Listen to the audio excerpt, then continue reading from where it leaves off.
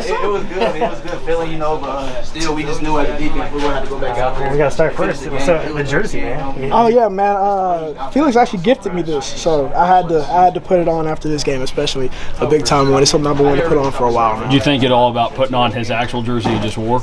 Man, it probably wouldn't have been a little stinky. I wanted to help y'all out just a little bit. I can throw some cologne on this one and be good, so I'll put this one on for y'all. Can you talk about just the offensive effort from all you guys, the way that Adrian played, just every weapon on this offense, just taking such a huge step from last week, never doubting yourselves after what happened and coming out today with the win? First and foremost, just to address all the doubters that we had going into this game. I feel like a lot of people wrote us off as an offense, wrote off Adrian as a quarterback, but it was one of those things that we knew what he could do. We knew what we could do as an offense, and we stuck to our guns. We did everything we could throughout the week to prepare for this, to come and work and play like this. And it was one of those things where it's kind of like this is the type of offense that we know we are, and man, we're looking forward to getting better every single week.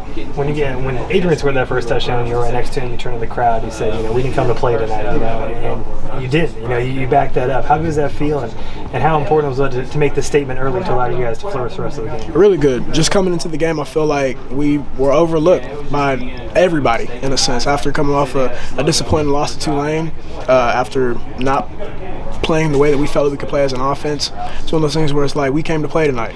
It's one of those things. This is the offense that we are. It's often that we knew we have been for a while now, and we're getting a showcase, and we got to do that all night. You played in a lot of good games in your career here at K-State. Where does this one rank amongst the other ones? Number 2 behind the 2020 win. The 2020 win, just being down 21, I believe in the fourth quarter and winning that game, that's going to be number 1. It's going to be hard to unseat that one.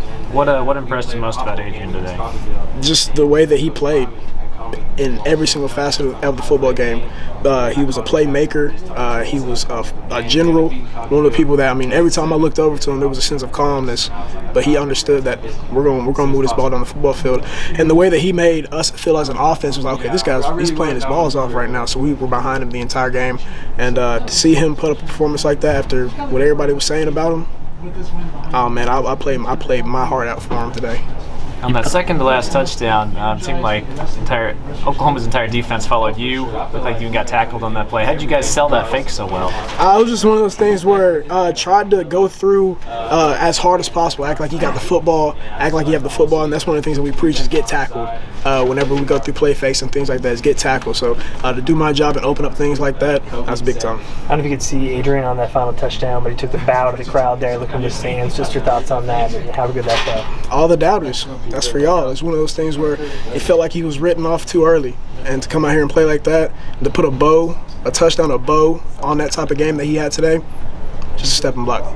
Adrian gave a lot of credit to you guys, the rest of his teammates, for not giving up for him, for continuing to believe in him going into this week. What was kind of your mindset after Tulane as far as kind of gathering around him, making sure that he stays propped up? I'm going to keep going back to the doubters and the naysayers and everybody that wrote us off as an offense and wrote Adrian Martinez off as a quarterback from this offense. So one of those things that before we went out into that football field, we said it's going to be 70 of us and support staff and everybody on the sideline against 85,000.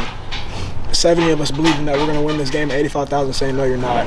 And to go out there and to perform the way that we did, and all we need is belief from those 70 guys on the football field. That's all we need. And go out there and play the way that we did today. It's a testament to that. How important was that first drive? Excuse me? How important was that first drive? It was really important, especially just drive down like that. It was one of the things when we put the ball in the end, so we went to the sideline, we were like, okay, this is who we are. This is our identity. And then to go out there and do it again and then maintain that lead. And our defense played well, and to maintain that lead and win this ball game is big time. You just consistently had answers tonight, didn't you? Yes, sir. And what brings that? Where's that coming from? Just everybody doing their job. Coach Klein, us having belief in Coach Klein and what he's calling, and then going out there and executing our job. That's what it boils down to. The fact that Adrian had the success early, it seemed like they were really laying for you early on, but did that end up opening some possibilities for you later? Of course, because it turns into we turn into a two-dimensional football team. We can throw the football and we can run the football, so you can't really hone in on one thing, and it opens up a lot of things for offense. You talked a lot about the doubters so far tonight. How do you keep that chip on your shoulder going into the rest of the season?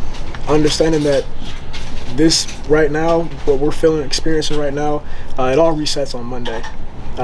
We go into the week of prepare, and we have to play our best football next week. We have to do it again next week. We have to do it again next week because everything that we want is all out in front of us, and we understand that the preparation, the way that we work, and the way that we play on Saturday is going to help dictate that. Do some more vertical play. You're not supposed to gain 52 yards on the ground as a tailback, and you see your quarterback streak it on the sideline and play that essentially ice the game. What goes through your mind when you see that? When I look back and I saw him split the two linebackers and he started going, I'm not going to use the language I used out on the field, but it was one of those things where I was just screaming, running, because I understood, man, that's kind of like the icing on the cake. It was one of those things where, like I said, he put a bow on the type of game that he played tonight, and man, it was super exciting to see. It was one of those things where it's like, man, that's my quarterback, and he showed everybody tonight exactly why he's my quarterback. How much did you neutralize the crowd with that 14-0 lead?